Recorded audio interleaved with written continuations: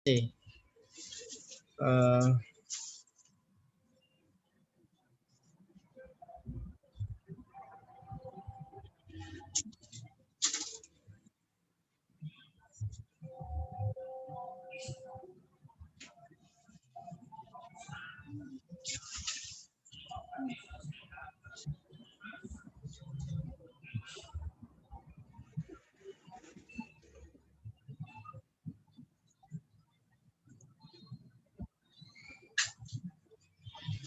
bisa melihat layar saya ya? Bisa, Pak. Bisa ya? Baik. Kalau tadi Anda itu belajar tentang perhitungan-perhitungan tentang bagaimana kemudian menghitung pertambahan panjang gitu ya. Bagaimana menghitung tentang tegangan atau konstanta dari tegangan dan sebagainya. Nah, ada yang lebih penting dari ilmu teknik mesin itu adalah bagaimana kita menentukan kekuatan sebuah bahan, baik kekuatan dari sisi kemampuan dia untuk menahan beban ya, dan kekuatan dia untuk tetap menjadi benda atau material atau metal gitu ya, dengan sifat yang tetap atau sifat yang kemudian ketika berubah itu bagaimana perubahannya. Kenapa? Karena pada aplikasinya di engineering material itu sesuatu yang sangat penting sekali ya. Misalnya tadi sudah ditunjukkan dari Mas Fajrul juga Mas yang sebelumnya tadi ya, Mas Every tadi, bahwa material itu dia bisa berubah ya. Kalau tadi disebutkan dia tidak berubah ya di awal yang Mas Every itu. Tapi ketika suatu material itu dia dikenai beban, ya kalau kita sebagai manusia itu kita diuji terus gitu ya, kita diberikan ujian. Kalau manusia itu diberikan ujian ya mungkin ada anggota keluarganya yang dia cintai itu meninggal misalnya, atau kemudian dia kuliah terus kemudian uangnya habis, dia tidak punya uang, gitu, tidak bisa makan, itu ujian juga. Tanyaannya kenapa kok diuji? Gitu. Ya karena supaya dia ingin mengetahui seberapa besar kekuatan suatu manusia. Kalau kenapa material diuji, ditarik, uji bending, karena kita ingin tahu seberapa besar kekuatan dari material itu. Nah, ketika material diuji, nah menariknya di sini adalah material itu ternyata bisa berubah. Berubahnya apa? Dari elastis.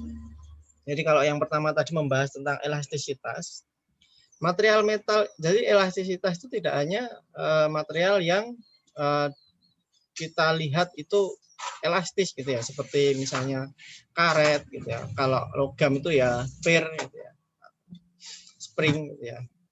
Material yang bukan spring pun itu ternyata elastis. Dalam artian di sini adalah dia bersifat elastis. Ketika dia ditarik ya di dalam alat uji ya, diuji tarik, maka kemudian ketika beban itu dihilangkan, dia kembali lagi ke posisi semula atau ke panjang semula. Makanya dia disebut sebagai elastis. Baru kemudian ketika ada sebuah titik, ya, titik yang namanya titik yield ya, yield point ini. Jadi setelah ini ada titik proporsional. Setelah titik proporsional itu ada lagi ya, ini perubahan, kemudian yield point itu menentukan dia perubahan fase dari elastis ke plastis. Jadi tidak setelah ditarik lagi dia tidak kembali ke panjang awal. Artinya apa? Manusia juga sama ya. Manusia itu ada yang elastis, ada yang plastis. Elastis itu ketika dia diuji maka dia ternyata tidak merubah dirinya. Jadi kasarannya kalau SD itu dia ujian tapi tahun berikutnya dia tetap SD gitu. Tidak ke SMP. Atau dia lulus ujian, dia titik yieldnya dia sudah lewati, kemudian dia menjadi plastis. Jadi dia tidak kembali ke awal, ujian lulus dia kembali ke SMP. Nah, itu dari level-level itu pun juga sama ya, tingkat kita ya. Kita ketika kita diuji kesabaran, pertanyaannya kita sering marah gitu ya. Kalau kita sering marah itu malah diuji biasanya. diuji agar sabar gitu ya. Tapi kalau kita tetap marah berarti kita nggak berhasil. Tapi kalau kemudian kita jadi pemaaf gitu ya, maka kita sudah lulus di sini. Nah, kekuatan material itu untuk mengetahui memang wajib kita harus mengujinya. Sama seperti manusia ya. Untuk mengetahui kualitas diri kita maka kita akan diuji. Semua agama pun mengatakan demikian. Maka seperti kalian sekarang ini kalian juga diuji ya. Diuji apa? Mungkin diuji ngantuk gitu ya. Diuji harusnya bisa istirahat gitu. Tapi kalian harus kuliah. Kenapa? Ya untuk menentukan, untuk membedakan kalian orang kuliah dan tidak kuliah itu di situ. Kalau orang kuliah sama tidak kuliah sama-sama tidurnya, ya tidak ada bedanya berarti. Ketika suatu saat Anda diuji, skripsi, ya Anda tidak bisa jawab sama dengan orang nggak kuliah. Berarti level Anda tidak naik. Kekuatan tarik material, tegangan yang dibutuhkan untuk menyebabkan fracture. Fracture itu rusak atau patah gitu ya. Satu material disebut tegangan patah, kekuatan ultimate, atau kekuatan tarik. Jadi apapun material itu, terutama material teknik, material engineering, yang nanti Anda akan mempelajari sampai Anda lulus, itu dia pasti akan diuji untuk mengetahui kekuatannya. Kenapa kekuatan harus diuji? Supaya kita tahu nanti kelak dia itu akan kita gunakan untuk apa. Dia mampu kita gunakan untuk apa. Nah, manusia juga sama. Kenapa Anda diuji? Supaya Anda nanti, bos Anda, calon bos Anda itu tahu Anda nanti akan ditempatkan kemana. Anda ditempatkan ke bagian maintenance, bagian produksi, bagian engineering, bagian R&D, research and development. Itu tergantung dari sekarang. Nah, Anda sekolah ini kan diuji. Nanti Anda akan dinilai oleh dosennya dan memperoleh nilai. Nilai itu yang akan dilihat oleh perusahaan yang nanti ketika kalian mau bekerja. Nah, kekuatan Anda seberapa besar?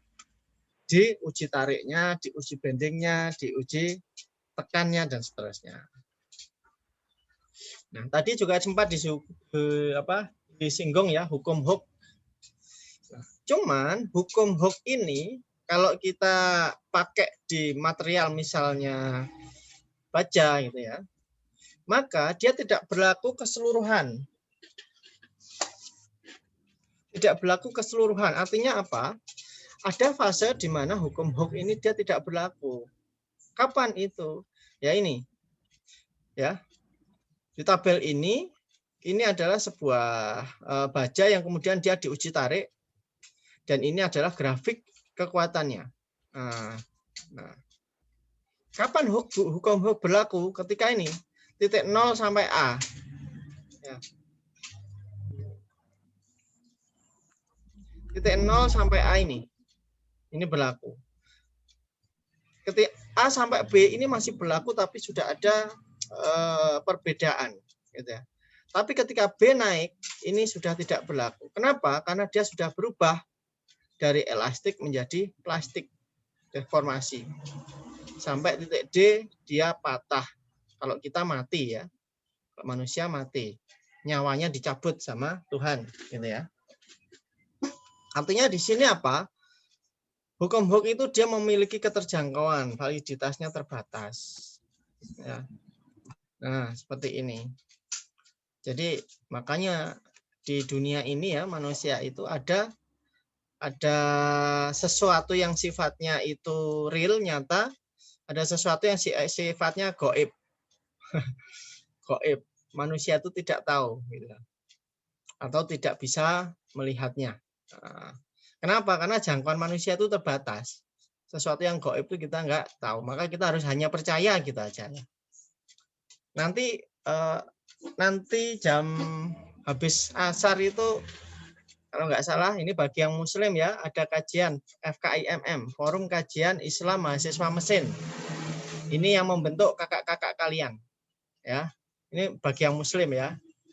Nanti ya habis asar itu ada. Nanti bagi Anda yang mau menambah ilmu ya supaya ada perimbangan antara ilmu dunia, ilmu akhirat, jasmani dan rohani. Nah, itu bisa kalian ikut saja. Supaya jadi cendekiawan yang baik. Nah, kapan gitu ya? Nah, menurut ilmu ya, ilmu dari engineering ini ya, kapan tegangan itu kemudian dia masih mengikuti hukum Hooke ya, ketika kurang dari 1%. Makanya ini kurang dari 1%.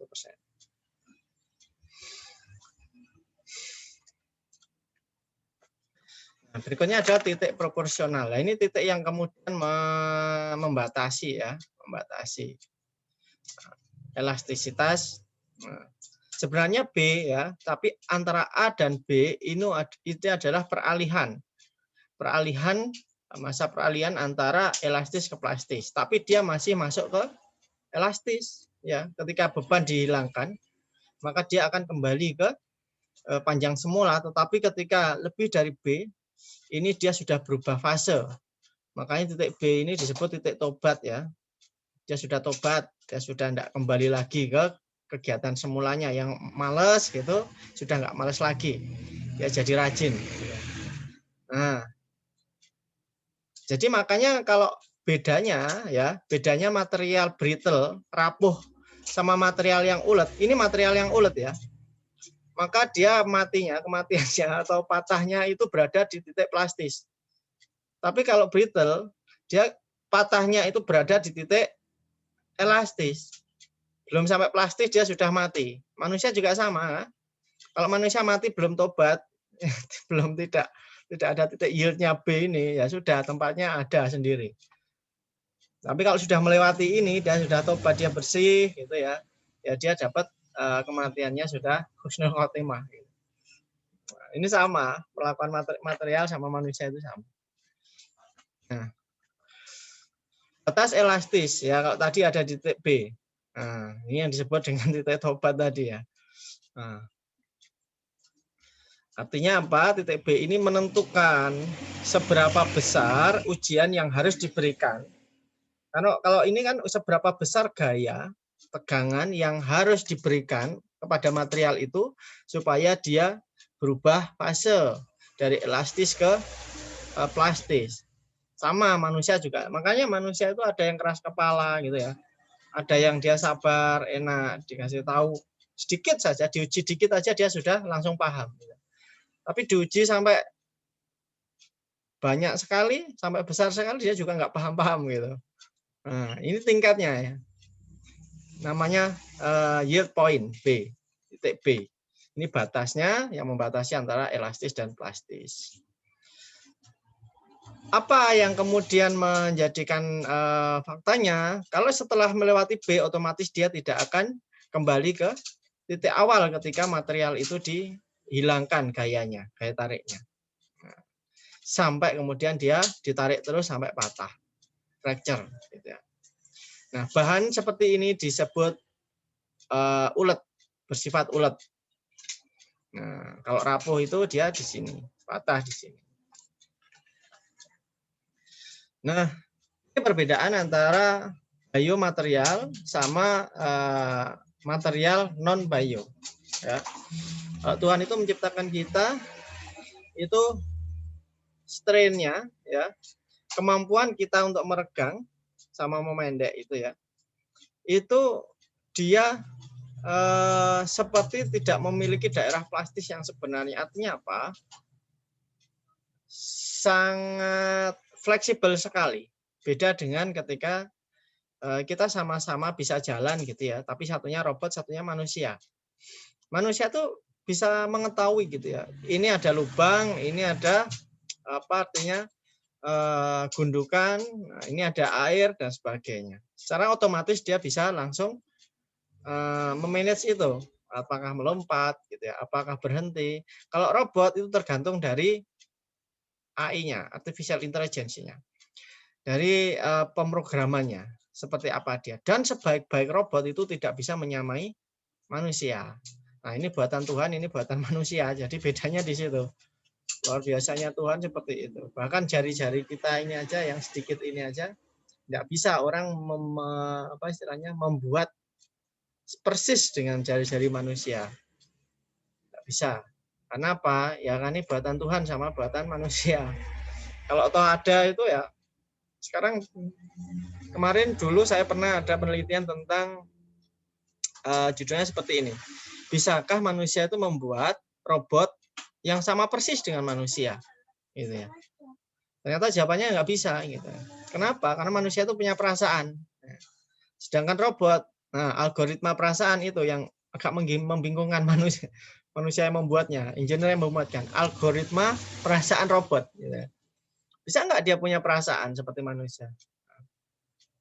Mungkin manusia sudah bisa membuat pergerakan yang lentur sekali sama seperti manusia.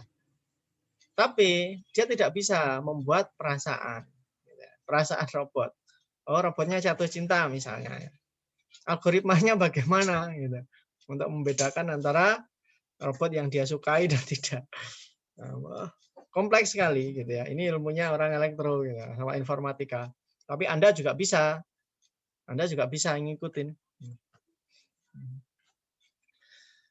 Histeresis elastis. Nah, ini contohnya adalah karet vulkanisir ban gitu ya. Vulkanisir itu salah satu contoh ban itu atau karet itu salah satu contoh material yang elastis ya. Ketika dia ditarik maka dia akan tambah panjang, ketika dia dilepas maka panjangnya akan kembali ke semula. Dan kemudian ketika dia dikenai beban yang berulang-ulang gitu ya. Jadi karet itu kenai beban berulang-ulang, dia mampu untuk apa istilahnya bertahan dalam waktu yang sangat lama ya.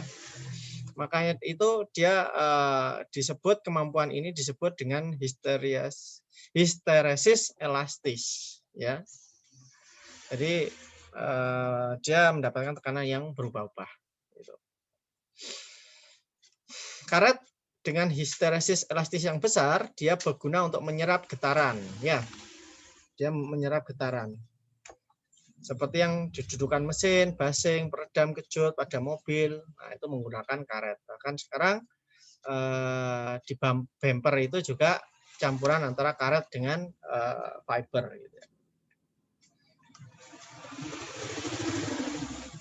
Nah, kalau tadi disebutkan oleh teman Anda gitu ya, bahwa elastik modul antara iron sama steel, besi sama baja itu hampir sama, mirip ya, 21 sama 20. Yang modulusnya, bulk modulusnya juga hampir sama. Di sini disebut sama ya, 16 kali 10 pangkat 10. Terus kemudian share modulus atau modulus gesernya 7,7. Kalau yang steel 7,5 hampir sama. Namun kemudian kalau kita lihat di bawahnya ini ya, kekuatannya berbeda. Iron atau besi hanya 3 kali 10 pangkat 8. Kalau steel itu sampai 20 kali 10 pangkat 8. Artinya apa? Di sini dia memiliki tegangan putus yang lebih besar daripada besi. Kalau ketika ya taunya di mana? Yaitu tadi diuji tarik. Nah, diuji tarik. Makanya untuk mengetahui kapasitas manusia itu harus diuji.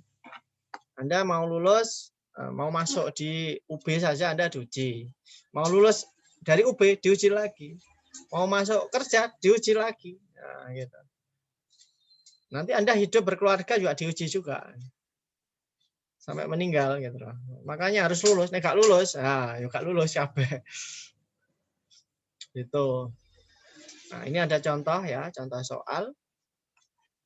Saat memarkir mobil, Anda tidak sengaja menabrak ke tiang baja. Anda mundur, Anda nabrak brok gitu ya. Anda menarik ke depan sampai mobil tidak lagi menyentuh tiang dan kemudian keluar untuk memeriksa kerusakan.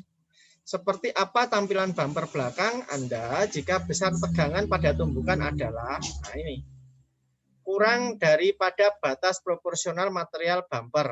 Jadi material bumpernya ini, materialnya, maksudnya tabrakannya, gaya tabrakannya itu masih di bawah batas proporsional. Nah ini. Otomatis apa? Dia elastis ya. Karena dia elastis apa? Bentuknya kembali ke bentuk asal. B.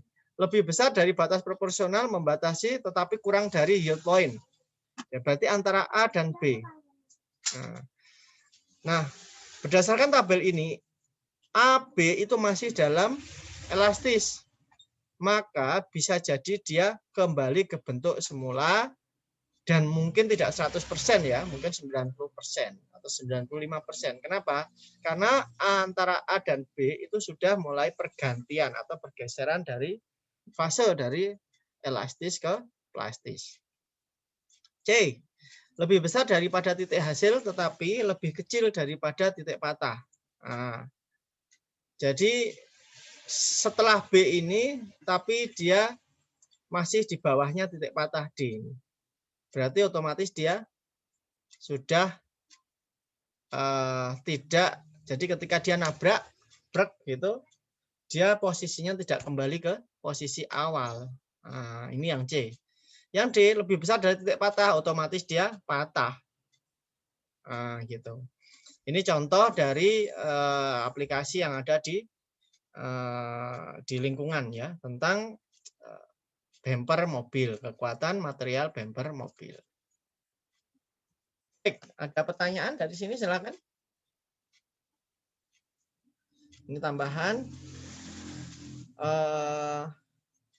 Hari Rabu nanti kita ketemu sekali.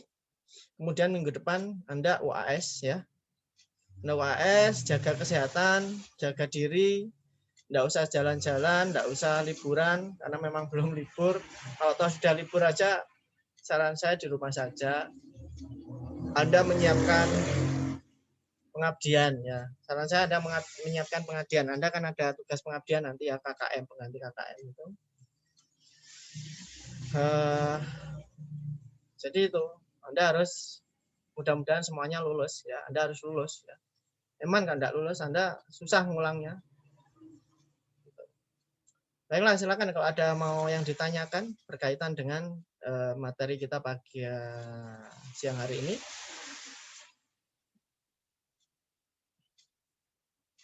Baik, kalau enggak ada, saya ingatkan kembali ya, nanti sore setiap hari Senin itu ada FKIMM, Forum Kajian Islam Mahasiswa Mesin. Jadi ini yang membentuk adalah kakak-kakak Anda sejak zaman dahulu, sejak zaman setelah saya. Sebelum saya enggak ada, setelah saya ada. Itu ya supaya kalian ada kemampuan untuk menganalisa secara baik secara jasmani maupun secara rohani gitu ya. Supaya Anda mendapatkan ilmu dunia dan akhirat. Insya Allah enak kok. Banyak. Baik, itu aja yang bisa saya sampaikan ya. Saya mohon maaf kalau ada salah. Insya Allah kita ketemu hari Rabu lagi. Assalamualaikum warahmatullahi wabarakatuh. Waalaikumsalam